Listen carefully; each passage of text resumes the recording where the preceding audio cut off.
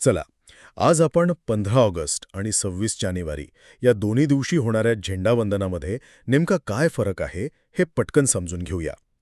आता बघा, हे दोन्ही आपले राष्ट्रीय सण आहेत, पण त्यांच्या झेंडावंदनाच्या पद्धतीमागे ना एक खूप मोठा प्रतिकात्मक अर्थ दडलेला आहे, जो आपल्या देशाची गोष्ट सांगतो.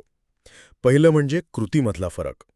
15 ऑगस्टला आपण ध्वज खालून वर चढवतो, ज्याला ध्वजारोहण म्हणतात. हे प्रतीक आहे एका नव्या, स्वतंत्र भारताच्या उदयाचं.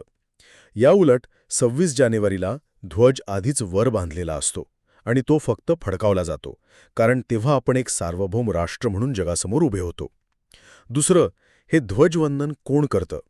स्वातंत्र्यदिनी लाल किल्ल्यावरून पंतप्रधान ध्वजारोहण करतात. का?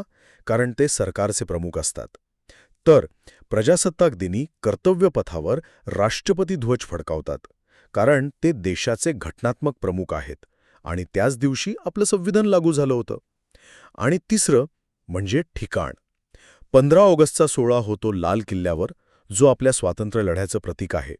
तर 26 जानेवारीची भव्य परेड आणि सोहळा होतो कर्तव्यपथावर, म्हणजेच आपल्या पूर्वीच्या राजपथावर.